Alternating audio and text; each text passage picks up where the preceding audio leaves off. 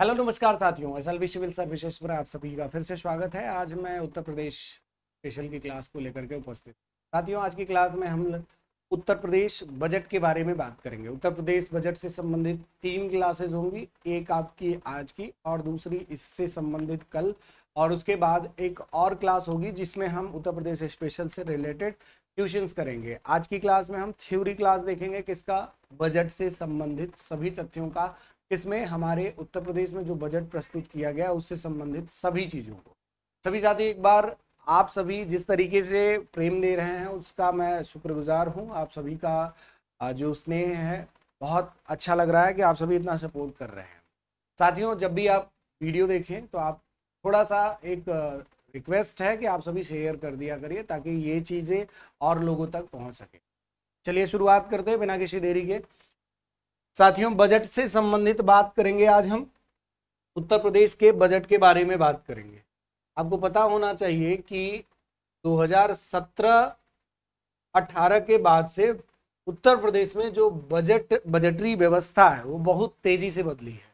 Even आप ये कह सकते हो कि 2017-18 में जो बजट प्रक्रिया थी, जो खर्च करने के लिए पैसे आवंटित किए जाते थे, आज 2023-24 की स्थिति अगर देखें वो लगभग डबल हो चुका है। मतलब 6 से 7 सालों में बजट एक्सपेंडिचर जो है हमारा वो बहुत तेजी से बढ़ा है।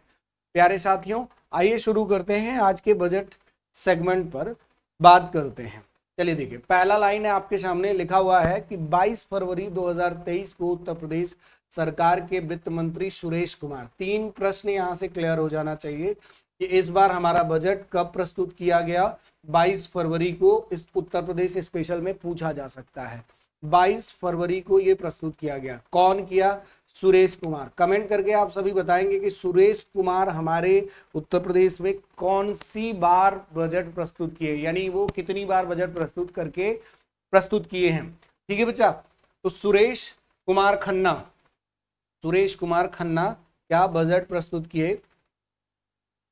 इसके साथ अगर मैं देखूं कि यह 2023-24 का बजट था, और सबसे बड़ी बात यह है कि ये इतनी साइज का बजट था। मतलब आप समझ रहे हैं 69,942.43 करोड़ रुपए का क्या बजट प्रस्तुत किया गया। ये बहुत बड़ा बजट होता है, पहले की तुलना में ये बहुत बड़ा बजट है। प्यारे साथियों देखिएगा, जब हम बात करते हैं, एक सेकंड साथियों, थोड़ा सा बजट के डेटा में हाँ थोड़ा सा कम मैं बता रहा था, कुछ तो गड़बड़ है यहाँ पर ना, 0 है। 6,90,942 है। ये थोड़ा सा इसको चेक कर लीजिएगा। मुझे लग रहा था क्योंकि इतना कम तो मतलब इससे पहले ही 2017-18 में इससे ज्यादा प्रस्तुत किया जाता रहा, अचानक से इतना कम कैसे? तो ध्यान से देखिएगा, मैंने कहा कि 6,90,942। ये डेटा याद रखिएगा क्योंकि ये बहुत बड़ा बजट है। अब तक का सबसे बड़ा बजट,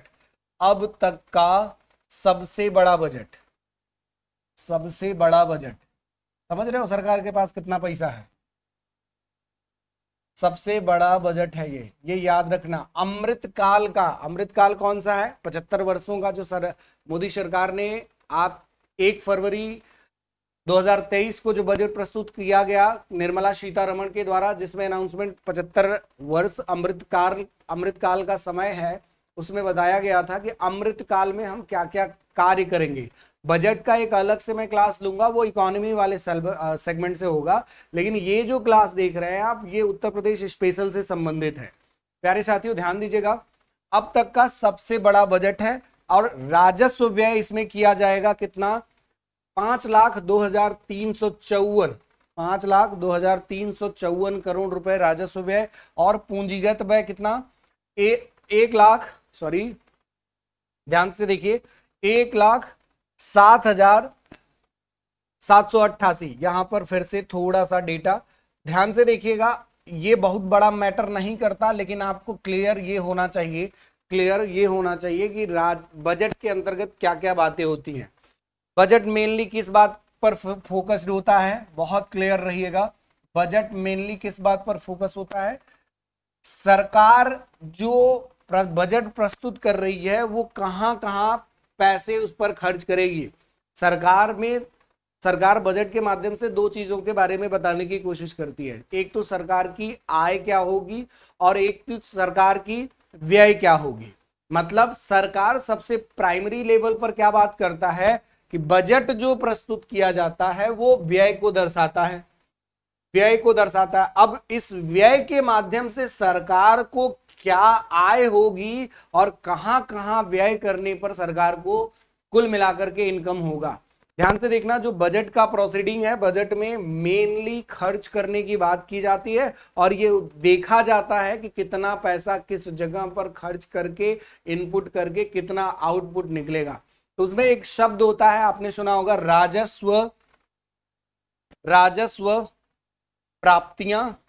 एक होता है शब्द राजस्व प्राप्तियां, जहां पर प्राप्तियों का मतलब अलग होता है, प्राप्तियों का मतलब यहां पर इनकम से, रेवेन्यू इनकम है, और एक होता है आपका पूंजीगत प्राप्तियां। फिर उसके बाद उसी तरीके से राजस्व व्यय और पूंजीगत व्यय। मतलब अगर आप इसको ऐसे लिखें कि बजट में दो चीजें होती हैं, एक होता है प्राप्तियां,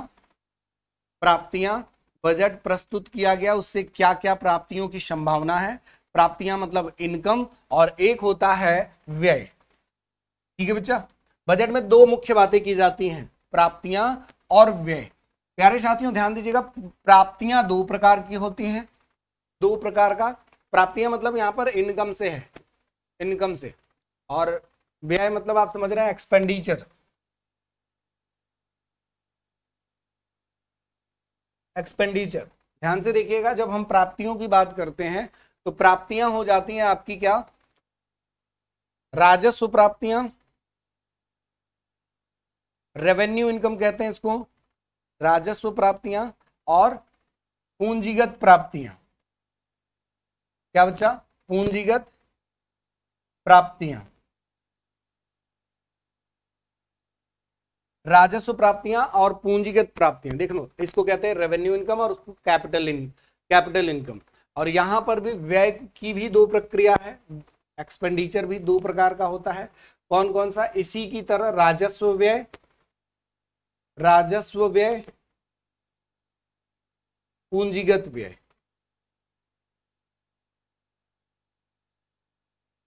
देखो, बजट जो प्रस्तुत किया जाता है मेनली क्या, मैंने कहा कि व्यय करने की प्रक्रिया, व्यय करने के बारे में देखा जाता है, वहां पर कैसे पैसा खर्च किया जाएगा, इन तथ्यों को देखा जाता है। दूसरी बात क्या है कि उन खर्चों के माध्यम से हम क्या आय प्राप्त करेंगे और कहां कहां व्यय करेंगे, इन सभी बातों को बताया जाता है। प्राप्तियां भी कहां पर खर्च करने पर सरकार को क्या प्राप्त होगा, इसके बारे में बताया जाता है। चलो ठीक है, अब हम आपको कहिए तो राजस्व प्राप्तियां और पूंजीगत प्राप्तियों के बारे में बता देंगे अगली वीडियो में, वो आपके कमेंट के हिसाब से देखूंगा मैं, आप क्या कमेंट करते हैं। ध्यान से देखिएगा, क्योंकि ये पूरा इकोनॉमी का पार्ट हो जाएगा। तो अभी हम चूंकि उत्तर प्रदेश स्पेशल पढ़ रहे हैं, तो हम कुछ बातें आपको बस बताएंगे। अगर आप लोग कमेंट करेंगे तो मैं इसका एक्सप्लेनेशन अलग से दे दूंगा, इसमें कोई दिक्कत नहीं है। चलिए आगे बढ़े। तो ये आपको बेसिक पता चला। देखो, अमृतकाल का यह पहला बजट था, अमृतकाल का यह पहला बजट था, बजट अनुमान है, जिसमें केंद्र में आत्मनिर्भर उत्तर प्रदेश। तो इसका जो मोटो है, इस बार का जो बजट है, बजट का जो मोटो है, उद्देश्य है, वो क्या है, आत्मनिर्भर उत्तर प्रदेश, आत्मनिर्भर उत्तर प्रदेश।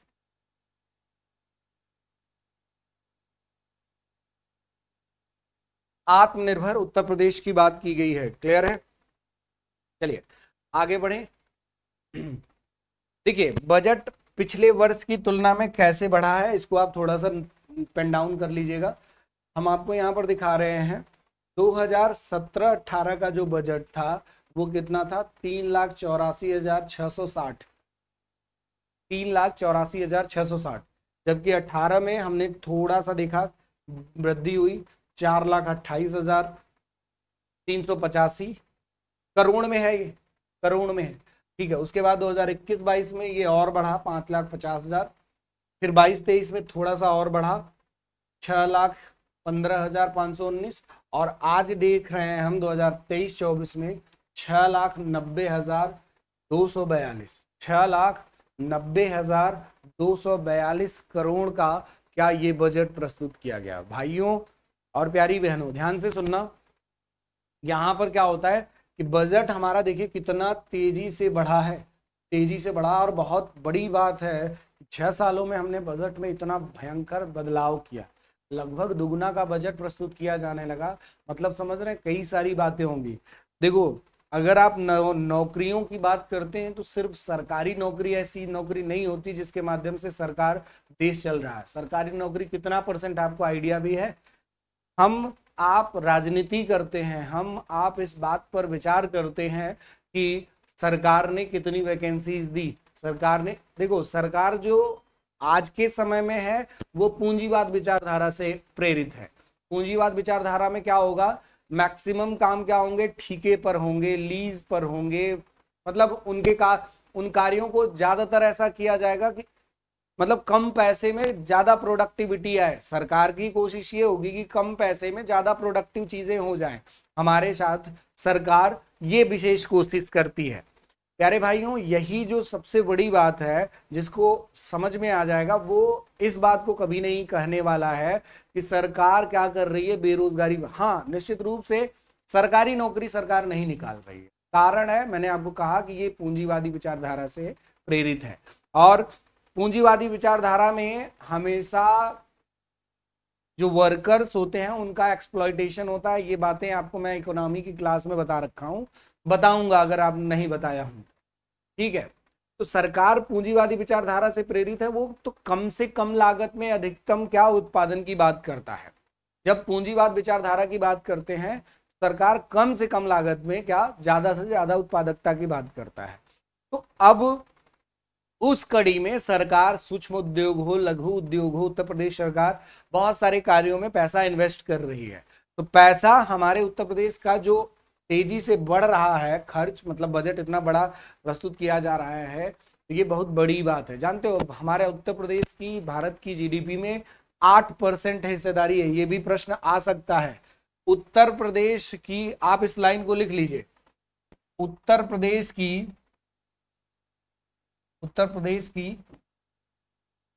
भारत के जीडीपी में लगभग 8%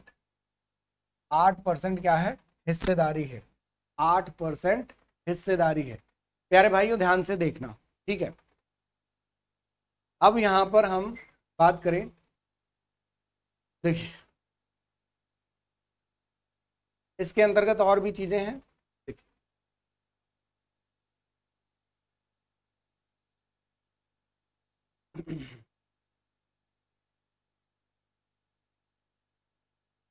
सरकार कह रही है कि बजट अनुमान 2023 से 23-24 में सरकार द्वारा कुल 6,83,292 करोड़ रुपए की प्राप्तियां अनुमानित की गई हैं। मतलब समझ रहे हो, सरकार जो टोटल इनकम करेगी इस बजट के माध्यम से कितना, 6,83,292। इन्वेस्टमेंट कितना हो रहा है, 6,90,242। तो बहुत बड़ा घाटा नहीं है, बहुत बड़ा घाटा नहीं। उत्तर प्रदेश में बजटीय डेफिसिट बहुत कम है, मतलब जो राज्य का बजट का डेफिसिट है वो बहुत कम है। तो आप इस बात का आइडिया लगाएंगे, भाई 6,90,000 सरकार खर्च कर रही है, 6,90,242 करोड़ खर्च कर रही है, और 6,83,292 का अनुमान लगाइए कि इतना रिटर्न आ जाएगा। इसका मतलब समझ रहे हो कि 2017-18 से चीजें कितनी भयंकर तेजी बदल रही हैं, कि भाई जितना पैसा इन्वेस्ट कर रहे हैं लगभग रिटर्न भी उतना उनका अनुमान है कि हो जाएगा। हो ना हो, वो आर्थिक सर्वे, इकोनॉमिक सर्वे जो होता है, आर्थिक जो परिदृश्य होता है, जो एक साल पहले मतलब बजट के 1-2 दिन पहले प्रस्तुत किया जाता है, उसमें बताया जाता है। तो इकोनॉमिक सर्वे का भी एक मतलब कल की क्लास में हम चीजों को इंक्लूड करेंगे, ठीक है बच्चा, ध्यान से देखें। और उसमें देखो, जब राजस्व प्राप्तियों की अलग से बात की जाए, राजस्व प्राप्तियां मतलब सरकार ने अपने बिना किसी एसेट को बेचे, बिना किसी परिसंपत्ति का नुकसान किए सरकार पैसा जब कलेक्ट करती है, जैसे सरकार बजट के माध्यम से पैसा, टैक्सेस के माध्यम से पैसा इनकम करती है, तो वो राजस्व प्राप्तियां। सरकार किसी बिल्डिंग के किराए, किसी बस के माध्यम से, किसी ट्रेन के माध्यम से, सरकार के एसेट के माध्यम से जो इनकम होता है उसे रेवेन्यू इनकम कहते हैं। और जब हम पूंजीगत प्राप्तियों की बात करें तो पूंजीगत प्राप्तियां क्या हो जाएंगी आपकी, यहां पर 11,427.01 करोड़ रुपए, ठीक है। तो पूंजीगत प्राप्तियां भारत के अंतर्गत बहुत ज्यादा नहीं है, पूंजीगत प्राप्तियां बहुत ज्यादा होनी भी नहीं चाहिए, सरकार को हमेशा रेवेन्यू इनकम ज्यादा होना चाहिए। अब पूंजीगत प्राप्तियां ज्यादा ना होने का कारण यह है कि सरकार के पास बहुत ज्यादा एसेट्स नहीं है, सरकार उनको निकाले या बेचे या फिर डिसइन्वेस्टमेंट करे। डिसइन्वेस्टमेंट करता है सरकार, तब सरकार के पास किस प्रकार का इनकम होता है, विनिवेश करने के बाद सरकार पूंजीगत प्राप्तियां करता है।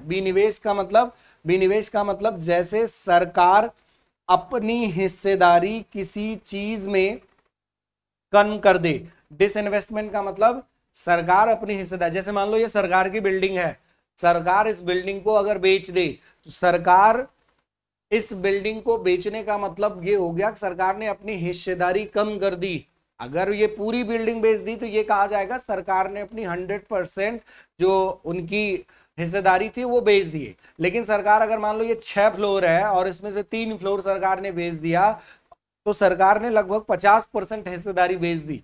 तो डिसइन्वेस्टमेंट का मतलब ये होता है कि सरकार अपनी अधिकारिता क्षेत्र कम करती है, किस पर, जो वो अपनी कैपिटल बना रखी है। जैसे मान लो मैं सोने का चैन पहना हूं, उसको बेच दूं, ये घड़ी मैं बेच दूं, तो इस घड़ी पर मेरी अधिकारिता क्षेत्र खत्म हो चुकी है।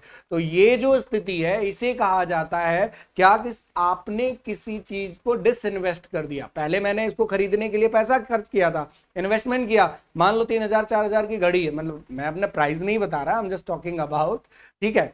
ध्यान से देखें, जैसे मान लो इस घड़ी को मैंने बेच दिया, मतलब खरीदा, तो इसका मतलब मैंने अपना पूंजी लगा करके इसको खरीदा। तो ये क्या हुआ, मैंने एक कैपिटल जनरेट किया, अपना एक पूंजी बनाया, एक एसेट बनाया। अब जब एसेट को आप बेच दोगे, जैसे मैं इस घड़ी को बेच दूं, तो इसका मतलब है कि कुछ इनकम मुझे उसके माध्यम से भी होगा। तो जब सरकार पूंजीगत आय की बात करती है,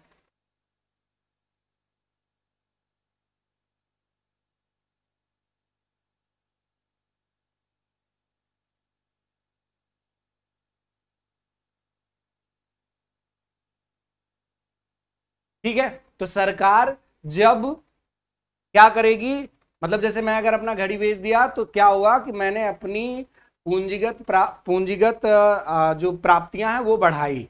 लेकिन जैसे अगर मान सोचो कि मैं इस घड़ी को किराए पे दे दूं, सपोज करो कि किसी को मैंने कहा कि ये घड़ी मैं किराए पर दे दूं, तो किराए के माध्यम से जो मुझे पैसा प्राप्त होगा वो रेवेन्यू इनकम होगा।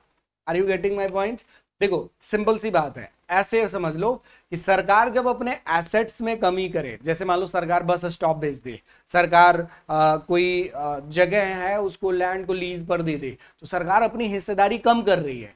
जब सरकार अपनी हिस्सेदारी कम करती है तो इसका मतलब ये होता है कि सरकार यहां पर क्या कर रही है, सरकार पूंजीगत प्राप्तियां कर रही है। लेकिन जैसे सरकार, मान लो अब मैंने कहा कि ये बिल्डिंग सरकार की है, अब इस बिल्डिंग के किराए के माध्यम से सरकार को जब पैसा प्राप्त होगा तो इसे कहा जाएगा ये रेवेन्यू इनकम है। सरकार की क्या है, ये रेवेन्यू इनकम है। इसमें सरकार जब किसी प्रकार का, देखो जब किसी भी प्रकार की लायबिलिटी ना बढ़े, मतलब जैसे सरकार किसी से कर्ज ना ले, अपने एसेट के माध्यम से पैसा जब कमाती है, ठीक है, और जब सरकार किसी भी प्रकार के एसेट्स का नुकसान नहीं करती है और जो पैसा प्राप्त होता है उसे हम क्या कहते हैं, पूंजीगत प्राप्त, राजस्व प्राप्तियां।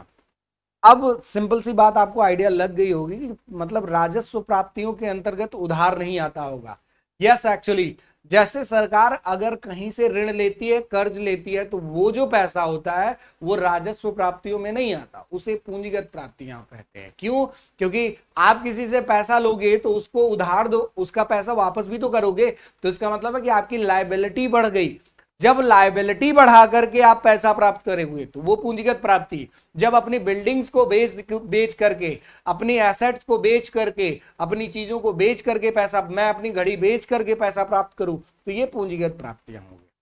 समझ गए? बहुत बेसिक सी चीज है, बहुत बेसिक डिफरेंसेस के बीच में।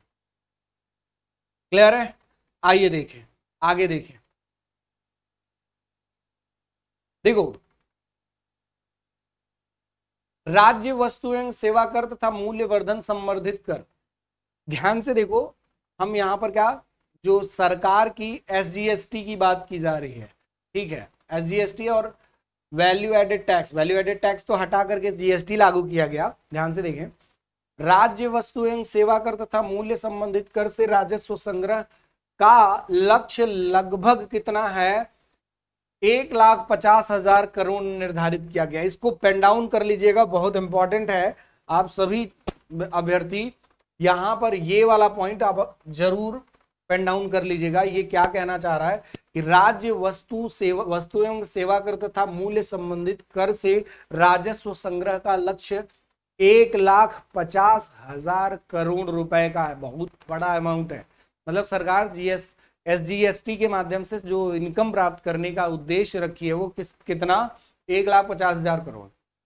अब आप कहोगे कि सर एसजीएसटी क्या होता है, जीएसटी क्या होता है? मैं आपको बता दूं, जीएसटी के जो मुख्य प्रकार हैं वो कौन कौन से हैं। देखो, जीएसटी जो है वो मूलतः 4 प्रकार हैं इसके। जीएसटी के मूलतः 4 प्रकार हैं। कौन कौन सा है? देखो, सबसे पहली बात यहां पर जीएसटी के जो प्रकार हैं वो है सीजीएसटी, जिसे central goods and services tax कहते हैं। जीएसटी का फुल फॉर्म आप जानते हैं ना, वस्तु एवं सेवा कर। ध्यान से देखिए। दूसरा है SGST, state GST, state goods and services tax. तीसरा है आपका क्या बच्चा यहां पर? तीसरा है आपका यूटीजीएसटी। उसके बाद चौथा है आपका यहां पर, ध्यान से देखिएगा, आईजीएसटी। ये जीएसटी के कुछ प्रकार हैं। ध्यान से देखिएगा बच्चा, जब हम जीएसटी के प्रकार की बात कर रहे हैं तो ये 4 प्रकार है। पहला ये केंद्र का, दूसरा ये राज्य का, तीसरा ये केंद्र शासित राज्य का, चौथा अंतरराज्यीय मतलब जब 2 राज्यों के बीच में व्यापार होता है तो उस कंडीशन में क्या? आईजीएसटी लगता है। आप सभी कहें तो मैं इसको एक्सप्लेन कर दूंगा अगली क्लास में। जैसे जीएसटी का अगर मैं कमेंट देखा कि एक्सप्लेन करना है तो मैं कर दूंगा, क्योंकि अभी उत्तर प्रदेश स्पेशल पढ़ रहा है और चूंकि मैं इकोनॉमिक्स ही पढ़ाता हूं, ठीक है, ज्यादातर, तो मैं यहां पर एक्सप्लेन कर दूंगा कि ये क्या है। देखो, पहली बात तो आपको जान लेना चाहिए कि ये सीजीएसटी केंद्र को जाता है, एसजीएसटी साधारण राज्य जो विशेष राज्य नहीं है जैसे केंद्र शासित जिन्हें कहते हैं वो नहीं है एसजीएसटी। यूटीजीएसटी जो यूनियन टेरिटरीज हैं उनकी जीएसटी। आईजीएसटी क्या? इंटीग्रेटेड जीएसटी, ठीक है, इंटीग्रेटेड जीएसटी। क्लियर है बच्चा? तो ये आपके जीएसटी के कुछ प्रकार है, ये आपके जीएसटी के कुछ प्रकार हैं। क्लियर है? हाँ, जीएसटी के स्लैब्स अगर पूछे तो आपको बता दूं 0%, 5%, 12%, 18%, 28%, ये मैक्सिमम है। तो ये जीएसटी के स्लैब्स हैं, इसको भी याद रखिएगा अगर पूछ ले तो। सरकार कौन सा वाला कह रही है? इसको कह रही है सरकार एसजीएसटी बढ़ाएगी। अब एसजीएसटी बढ़ाने का मतलब है उत्तर प्रदेश एसजीएसटी ही बढ़ाएगी, क्योंकि ये साधारण मतलब विशेष राज्य, केंद्र शासित राज्य नहीं है। अगर दिल्ली का बजट होता, दिल्ली कहता कि मैं अपने देश में राज्य में राज्य स्तर पर जीएसटी बढ़ाऊंगा, तो उसके लिए ये शब्द होता है यूटीजीएसटी। दोनों एक ही है। हम इसके बारे में एक्सप्लेन करेंगे जब जरूरत पड़ेगी, जब कहीं इकोनॉमी का प्रैक्टिस कराएंगे तो वहां पर जरूर करेंगे। साथियों ध्यान से सुनना, तो ये एक विशेष अवस्था है, ठीक है, क्लियर है? अब इसके बाद सरकार ने कितना रखा है टारगेट? 1,50,000 करोड़ रुपए का निर्धारण किया है। गौर से सुनिएगा, स्टाम्प एवं पंजीकरण शुल्क कितना सरकार ने रखा है? मतलब सरकार को कितना प्रॉफिट होगा, किससे, स्टाम्प एवं पंजीकरण शुल्क से, स्टाम्प बैंक पंजीकरण से राजस्व संग्रह का लक्ष्य 34,560 करोड़ रुपए का निर्धारित किया गया है। जो स्टाम्प ड्यूटीज होती हैं, आप जानते हैं स्टाम्प ड्यूटीज एक प्रकार के ये टैक्स होते हैं, इनके माध्यम से सरकार को कितना पैसा प्राप्त होगा, इसके बारे में सरकार ने क्या बताया, 34,560 करोड़ रुपए। क्लियर है। और ध्यान से देखिए, कर के माध्यम से सरकार कितना टारगेट की है, मतलब उत्तर प्रदेश में कर लगा करके कितना पैसा इनकम करने की सरकार का उद्देश्य है इस बार के बजट में, 12,672 करोड़ रुपए। मतलब हमारे आपके ऊपर जो डायरेक्ट टैक्सेस हैं उनके माध्यम से सरकार क्या कर रही है, सरकार आपके ऊपर 12,672 करोड़ रुपए टैक्स लगा करके वसूलने की बात। राजस्व बचत सरकार की जो टोटल बचत है उसकी बात की जा रही है। राजस्व बचत 68,511.65 करोड़ रुपए। ठीक है, गौर कीजिएगा, ये फैक्ट्स हैं, इनको आप वो नहीं कर सकते, इनको आप अवॉइड नहीं कर सकते। सबसे बड़ी बात यहां पर देखो, एक पॉइंट है जो आपको ध्यान से पढ़ना चाहिए। राजकोषीय घाटा 84,883.6 करोड़ रुपए अनुमानित है। राजकोषीय घाटा क्या होता है? First of all you have to know very clearly what is the meaning of deficits in budget. Budget का क्या अर्थ है हमारे किसी भी एग्जाम के लिए, चाहे उत्तर प्रदेश स्पेशल हो, चाहे हम केंद्र का बजट पढ़ रहे हो, वहां पर डेफिसिट की क्या उपयोगिता है उसको आइए थोड़ा सा डिस्कस कर ले, फिर उसके बाद। ठीक है, ध्यान से देखें, पहले हम डेफिसिट के कुछ स्थितियां देख लें। आपको मैं बता दूं, बजट के कई प्रकार के घाटे होते हैं, बजट के अंदर कई प्रकार के डेफिसिट्स होते हैं। बजट के अंदर कई प्रकार के डेफिसिट्स होते हैं। लाइक आप कह सकते हो कि सबसे पहले अगर मैं बात करूं तो मेरे प्यारे साथियों ध्यान दीजिएगा, सबसे पहले अगर बात करूं यहां पर तो बजटीय घाटा आप जरूर सुने होंगे, या फिर बजटीय घाटा। बजट का मतलब जो बजट प्रस्तुत किया गया उसमें घाटा कितना है, तो बजटीय घाटा, बजटरी डेफिसिट क्या होगी। देखो, जो राजस्व प्राप्तियां हैं, या फिर ऐसे कह सकते हो राजस्व प्राप्तियां, सरकार की जो प्राप्तियां होंगी, राजस्व प्राप्तियां माइनस प्लस राजस्व प्राप्तियां प्लस पूंजीगत प्राप्तियां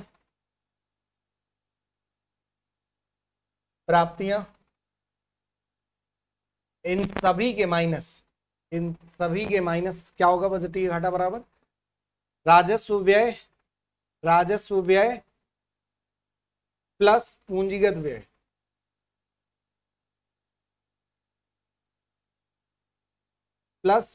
व्यय। मतलब आप इसको क्या कह सकते हो, बजटरी डेफिसिट बराबर। इसी तरीके से और भी घाटे हैं, सबको बता देता हूं, आप ध्यान दीजिएगा। Budgetary deficit is equal to revenue income plus capital income, revenue income plus capital income minus revenue expenditure plus capital expenditure. This is belonging from कहां से, बजटरी डेफिसिट। ये कहां क्या कहलाएगा, बजटरी डेफिसिट कहलाएगा। क्लियर है, आसान है। अब देखो, जैसे पूछा ये जाता है कि राजस्व घाटा बराबर क्या होता है, पूंजीगत घाटा बराबर क्या होता है, सभी के घाटों के प्रकार तो आप जान ही लो। उसके बाद राजकोषीय घाटा क्या होता है। ठीक है, राजस्व घाटा की बात करें तो जो राजस्व व्यय है,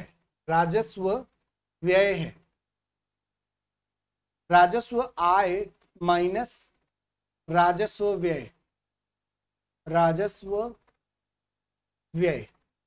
दूसरी चीज, इसको आप कैसे लिख सकते हो, revenue deficit is equal to revenue income minus revenue expenditure. Revenue expenditure. वैसे ही हम आगे बात करें, राजस्व घाटा बराबर राजस्व आय माइनस राजस्व।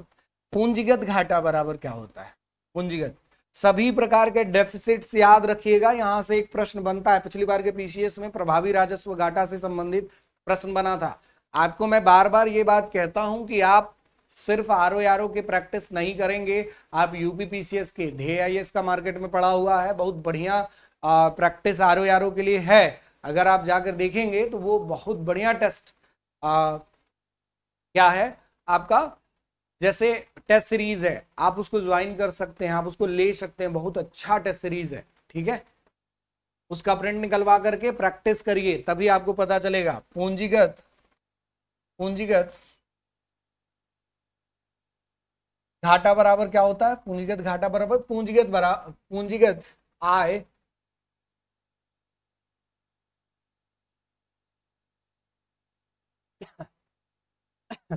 पूंजीगत घाटा बराबर क्या, पूंजीगत आय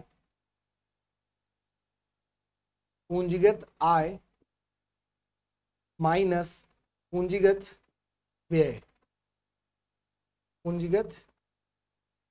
मतलब capital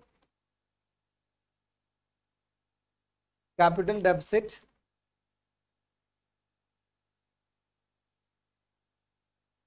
is equal to capital deficit is equal to capital income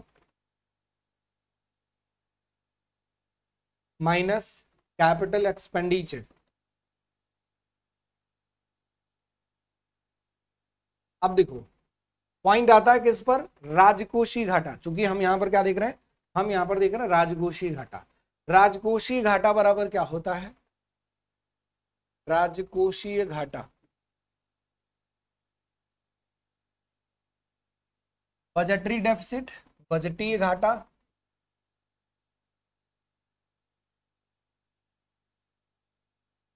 plus सरकार की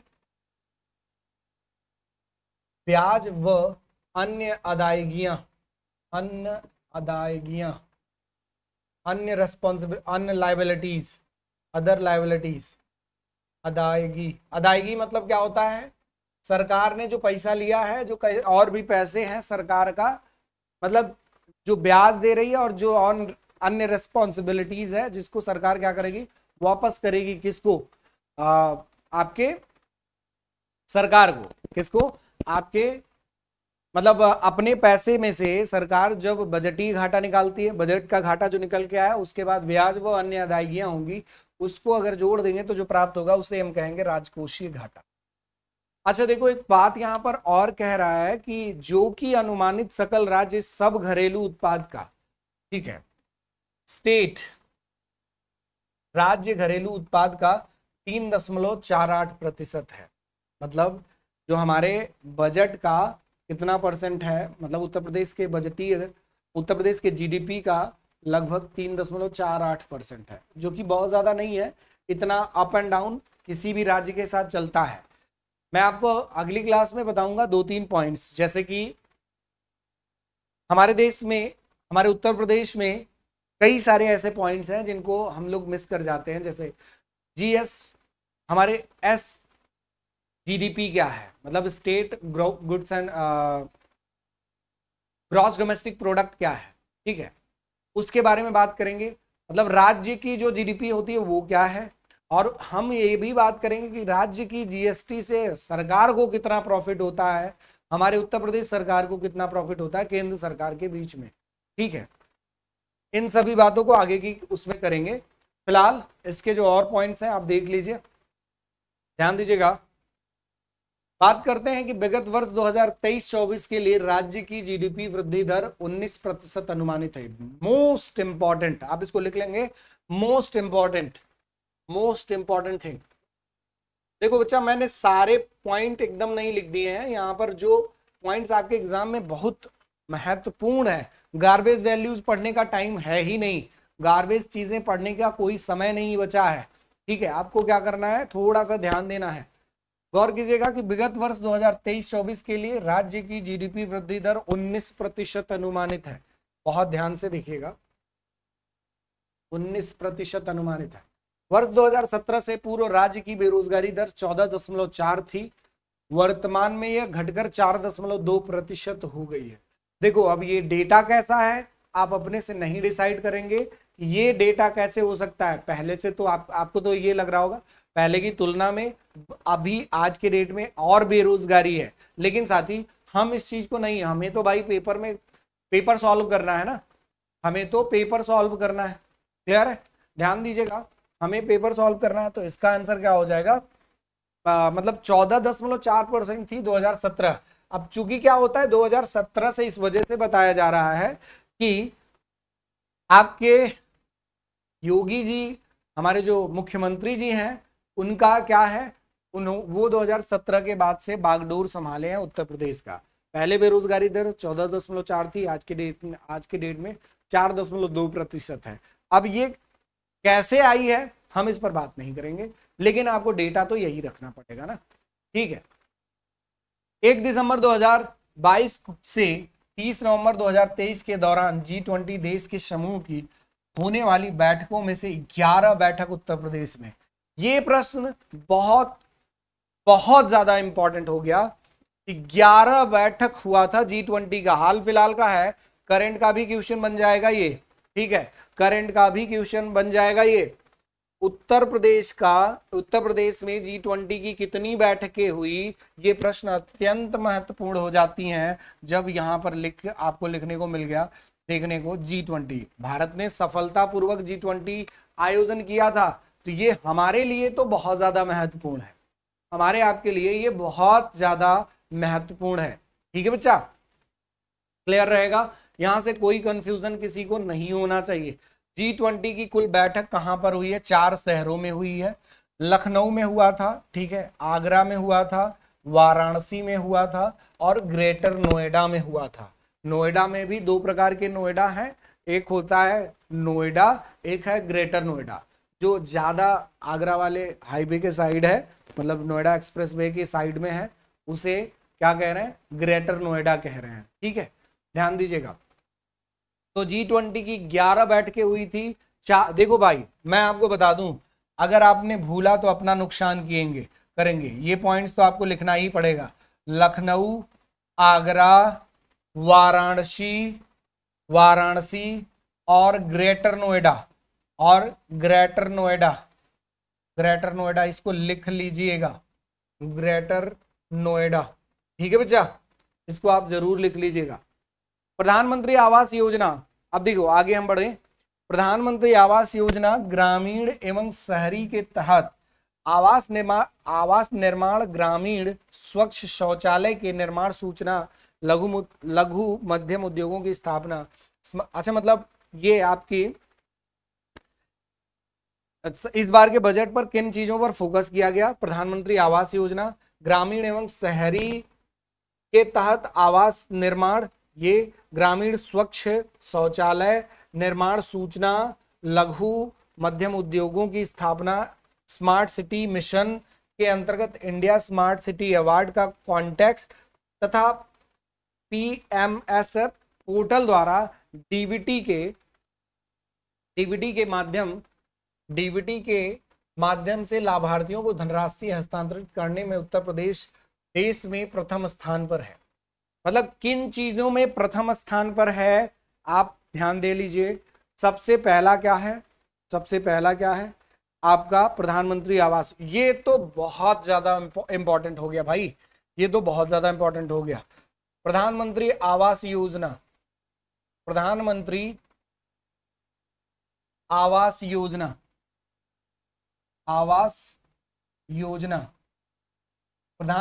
आवास योजना में पहले पर, दूसरा ग्रामीण एवं शहरी के तहत आवास निर्माण, ग्रामीण व शहरी आवास निर्माण, आवास निर्माण इस योजना के अंतर्गत ही है ये, प्रधानमंत्री आवास योजना के अंतर्गत ही है ये, ठीक है। दूसरी चीज स्वच्छ शौचालय, ग्रामीण स्वच्छ शौचालय निर्माण सूचना, लघु ग्रामीण स्वच्छ शौचालय, इसमें भी आप लिख लेंगे ग्रामीण स्वच्छ शौचालय में भी सबसे ज्यादा, सबसे पहले पर स्वच्छ शौचालय, स्वच्छ शौचालय, ठीक है। उसके बाद हम बात करें लघु मध्यम उद्योगों की स्थापना में सबसे ज्यादा इस बार साल भर में लघु मध्यम उद्योगों की स्थापना में, उद्योगों की स्थापना में सबसे ऊपर, ठीक है।